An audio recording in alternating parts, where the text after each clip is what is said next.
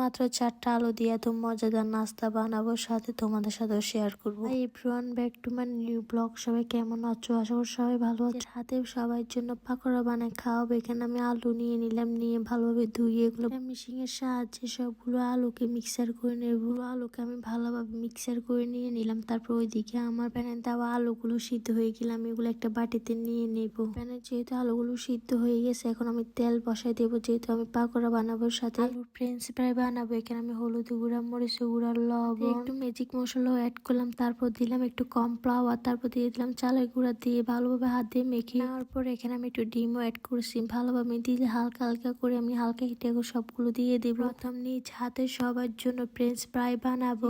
প্রথম বানাবো, একটু ভয় তো কাজ করতেছে। সবাই বলছে যে আসলে অনেক মজা হয়েছে, সবাই বলতে আমার বড় জালের আর কি। কখনো ফ্রেঞ্চ ফ্রাই বানানি প্রথম বানালাম, খেয়ে মজাই লাগছে। মাত্র 2টা ডিম দিয়ে তো মজাদার নাস্তা বানান যায় সন্ধ্যার জন্য, এটাই বেস্ট মনে হলো। শুধু ফ্রেঞ্চ ফ্রাই বানাবো না, সাথে একটু আলু দিয়ে একটু পাকোড়াও বানাবো। ফ্রেঞ্চ ফ্রাই বানানো পুরাই কমপ্লিট হয়ে গেছে। এখন আমি সবগুলো আস্তে দিয়ে উঠে নিব। আমার দেখারটা শুধু দেখো, অনেক সুন্দর এসেছে। তো আজকে ভিডিওটা কে কোথা থেকে দেখতেছো অবশ্যই কমেন্টে জানাবা। তো পাকোড়া বানাবো। এখানে পাকোড়ার জন্য এখানে আমি কর্নফ্লাওয়ার এবং কি পেঁয়াজ কুচি, একটা ডিম এখানে অ্যাড করবো। কর্নফ্লাওয়ারটা একটু অ্যাড করলে মজা হবে। তারপরে এখানে আমি হলুদের গুঁড়া, মরিচের গুঁড়া, লবণ, বিট লবণ, তারপরে একটু ম্যাজিক মশলা অ্যাড করছি। তারপরে আমি হাত দিয়ে ভালোভাবে মেখে নেব। এখানে আমি একটা ডিম অ্যাড করছি, তোমরা চাইলে 2টা ডিম অ্যাড করতে পারো। ভালোভাবে মেখে নেওয়ার পরে এখানে আমি দিয়ে দেবো একটু চালের গুঁড়া, দিয়ে আরো ভালোভাবে মেখে নেব। তারপর দিয়ে দেবো আমি এখানে ডিমের এখানে আমি পুরো একটা ডিম অ্যাড করি না, এখানে আমি অর্ধেক ডিম অ্যাড করছি। কেননা বেশি ডিম দিলে ভালো লাগবে না খেতে, তার জন্য তোমরা চাইলে দিতে পারো। এখানে আমি অর্ধেক দেওয়ার পরে এখানে একটু